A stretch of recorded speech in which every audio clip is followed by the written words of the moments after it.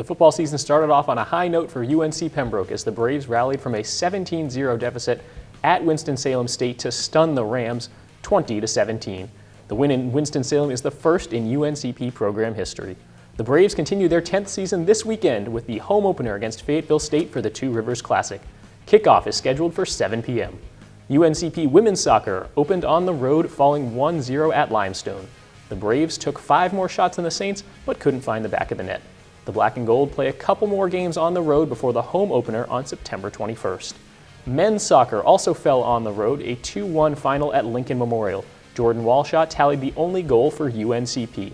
The next home contest for the men's soccer team is Wednesday, September 14th at 7:30. UNCP volleyball began their season at the Eckerd Classic in St. Petersburg, Florida, going 0-4 in the opening weekend. Freshman Michaela Elliott led the Braves with 32 kills, and we'll hear more about the volleyball team later in the show. Also coming up later in the show, we'll talk to cross-country head coach Dr. Peter Ormsby, whose teams competed at the Elon Open to start their 2016 season. The Black and Gold Report starts now.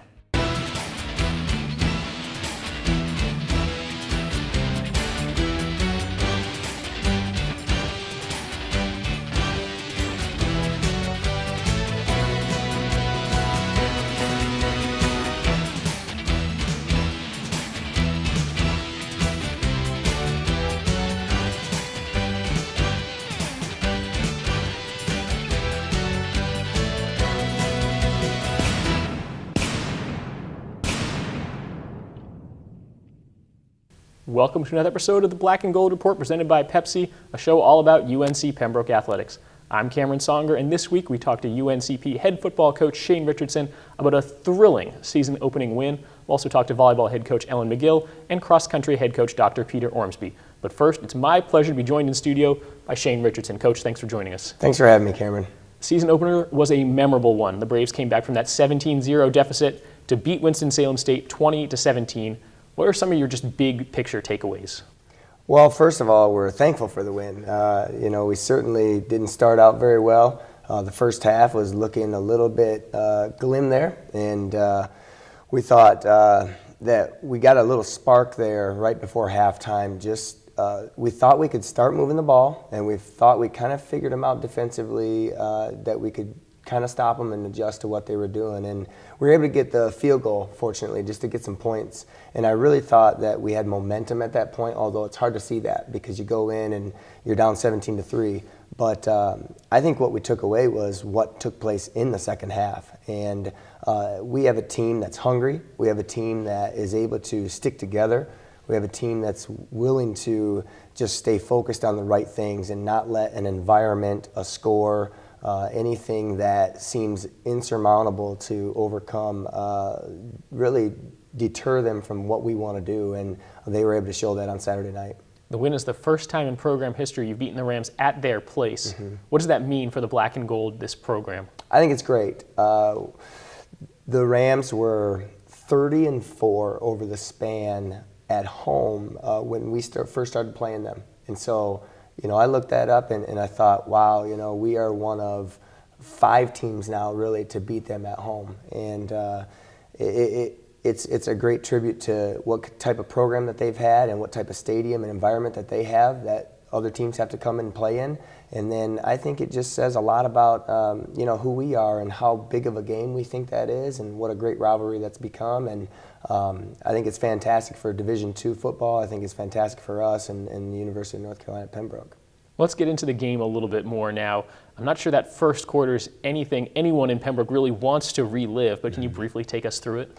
Well, I wanted us to be able to stop them on the first drive defensively so that we could establish some momentum just from a mentality standpoint of our team. That didn't happen. They took it down right away, and they had a pretty long drive, and they scored. But I still felt like we're okay, and it wasn't anything that I felt like we were just completely outmatched or didn't know what we were going to do. But then we turn right back around offensively. We throw the interception for a touchdown, in fact. And so at that point in time, 14-0 becomes a little bit of a deficit that you got to start thinking about.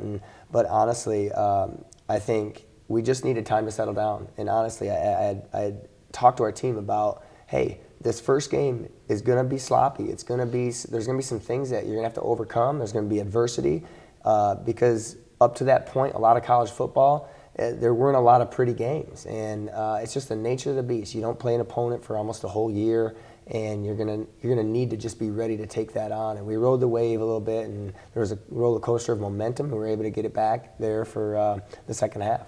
Yeah, well, looking at the second quarter a little bit even, there was some turnaround there. What changed even between the first and second quarter, and then you talked about a little bit more getting that momentum going into halftime? Yeah, I think just honestly the team staying together, and I think our message going into the game was communicate well with each other, communicate well with the coaches, stick together as a team, and don't start pointing fingers and complaining and getting negative, because those are the things that are going to take away from what our focus is. And really, we talk about a lot is just focus on one play at a time. Play your best this play, and that's how you do it. You can't start looking at the lead and how far you're down and how loud that their crowd is cheering for them when something goes right. You got to just you got to eat an elephant one bite at a time, and that's really kind of what we had to do. And it was one play at a time. We just had to kind of claw and scratch and get ourselves back in it. So after that 17-point outburst from the Rams in the first half, Code Black pitched a shutout in the second half. The Rams' second half drives included 2 punts, an interception, and a turnover on downs. What were your thoughts on your defense's performance, especially in the second half? I really liked it. I thought they responded well. We were resilient. I think we had guys that were flying around, and you can see on the film just the last couple of series in the game, we really felt the momentum, and we had guys that were playing faster than they had all game long in those last 2 series. Typically when you think that guys should be the most fatigued at the end, they were energized and they were rolling, and so that was very fun to watch, and I think our whole entire team fed off that. All right, Coach Shane Richardson, we need to take our first break here on the Black and Gold Report, but don't go anywhere. We'll be right back.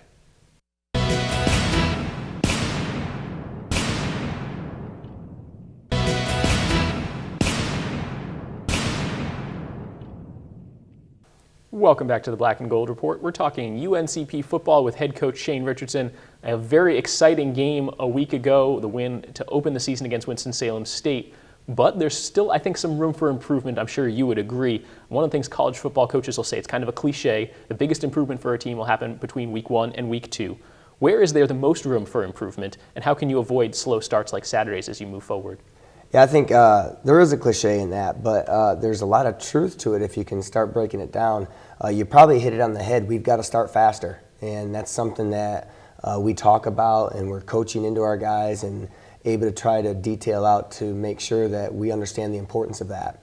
We don't want to be able to have to come from behind and make it too exciting like that. We'll take it, but we've got to start faster, and that's something that we want to do, especially here at home this next week. I think there'll be some natural momentum built in with our fans and the excitement and the great atmosphere that we'll have. But we've got to start faster for sure. Sometimes from week 1 to week 2, you can get better because you don't know what you have going into week 1. And now you kind of see, okay, here's the personnel, here's kind of the makeup of the team and what we're doing well, what we're not doing so well, and this is the track that we want to get on going forward in the season. There were big performances all around in that second half that come from behind effort to beat Winston-Salem State. But the guy who ultimately gave your team the lead and kept it there was kicker Matt Davis. I know that's a kick he makes all the time. It was inside of 30 yards, practically a chip shot. But it's a different story when the pressure's on. Talk about Matt, but then also everybody else on the offense who came up big in the second half. So Matt Davis actually had been out most of fall camp, and he had a leg injury. And we were trying to be smart with him. And this was his first week back, and we didn't know how that was going to go. And so you're definitely right. With the pressure and just the kind of some of the unknowns with him, we were unsure of just where he was at from an accuracy standpoint and strength standpoint as well. 29-yard field goal, yeah, maybe a chip shot for some in certain parts of the game, but when it comes to that point in the game, you've really got to be able to focus in and be able to be clutch, and he was. Matt won the Special Teams Player of the Week for us, and we awarded him yesterday with that honor, but really thought he did a great job. The kickoff after that last field goal was big because he hadn't kicked the ball out of the end zone up until that point, and he was able to send it through the back of the end zone, not giving him a chance to return, and then allowing our defense to go out there with really a fresh set of 75 yards for their offense to have to drive. So that really helped. Our offense stepped up in a big way in the fourth quarter, though. I felt like we controlled the ball. We really controlled it in the third quarter, but in the fourth quarter, we were able to move the ball, continue to move the chains, and then put ourselves in position to score the points necessary that we needed to. Looking ahead now, I know it's kind of hard to move past such a big win like that, but another game here on Saturday night, Two Rivers Classic against Fayetteville State. Talk about this matchup a little bit. Another rivalry game. What can you tell us about the Broncos? I think Fayetteville State, they're going to be hungry for us, and it's been such a great rivalry game. People will say, you know, that we have the edge because of the record of the series, and you know, we've never lost to them, but honestly, it doesn't matter, and we don't ever really gloat on that, and we're thankful for all those wins, but honestly, this year is the one that matters most, and we want to make sure that the trophy stays here, and so we're focused just one game at a time, and right now we're really hungry for this game to be played. You know, they're going to be hungry because they've never beaten us.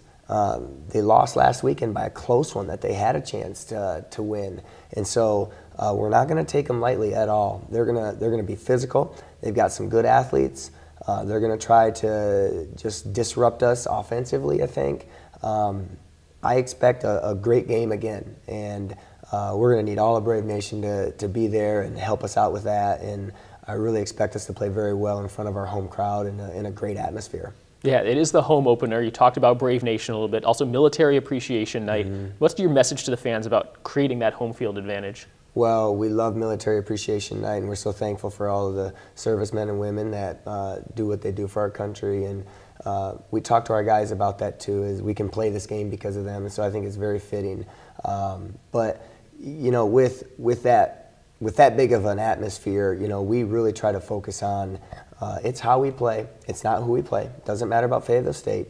Doesn't matter about the environment, and it's just like we talked about with the Winston-Salem game.